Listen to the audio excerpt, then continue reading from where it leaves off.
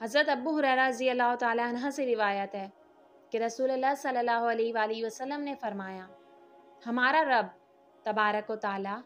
ہر رات کے تہائی حصے میں پہلے آسمان کی طرف نزول فرماتا ہے، اترتا ہے، پھر کہتا ہے کہ کون ہے مجھ سے دعا مانگے تو میں اس کی دعا قبول کروں، کون ہے جو مجھ سے سوال کرے تو میں اسے عطا کروں، کون ہے جو مجھ سے بخشش مانگے تو میں اسے بخش دوں۔ حضرت ابو ہریرہ رضی اللہ تعالیٰ عنہ سے روایت ہے، رسول پاک صلی اللہ علیہ وآلہ وسلم نے فرمایا کہ اللہ تعالیٰ فرماتا ہے کہ اے آدم کے بیٹے، میری عبادت کے لیے فارغ ہو جا، میں تیرے دل کو غنا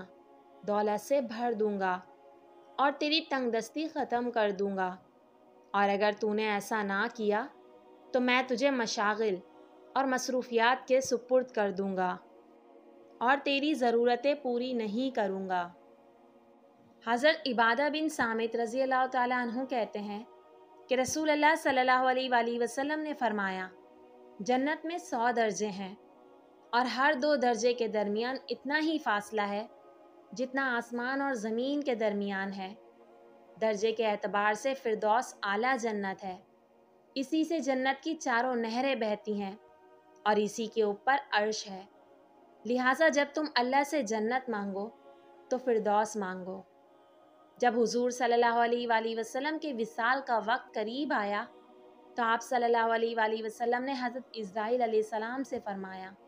کیا میری امت کو موت کی تکلیف برداشت کرنی پڑے گی؟ تو فرشتے نے کہا، جی۔ آپ صلی اللہ علیہ وآلہ وسلم کی آنکھوں مبارک سے آنسو جاری ہو گئے تو اللہ تعالیٰ نے فرمایا، اے محمد صلی اللہ علیہ وآلہ وسلم، آپ کی امت اگر ہر نماز کے بعد آیت الکرسی پڑھے گی تو موت کے وقت اس کا ایک پاؤں دنیا میں ہوگا اور دوسرا جنت میں۔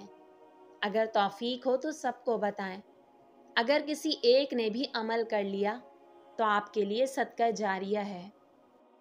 رسول اللہ صلی اللہ علیہ وآلہ وسلم نے فرمایا، وہ شخص ہم میں سے نہیں جو چھوٹوں پر رحم نہ کرے اور بڑوں کی عزت نہ کرے۔ پیارے نبی صلی اللہ علیہ وآلہ وسلم نے فرمایا، جو گھر کے اخراجات اور غربت کے خوف سے شادی نہ کرے وہ ہم میں سے نہیں ہے۔ نبی پاک صلی اللہ علیہ وآلہ وسلم نے فرمایا، جب تم میں سے کوئی شخص جوتا پہنے تو دائیں طرف سے شروع کرے اور جب اتارے تو بائیں طرف سے اتارے، تاکہ داہنی جانب پہننے میں اول ہو اور اتارنے میں آخر ہو۔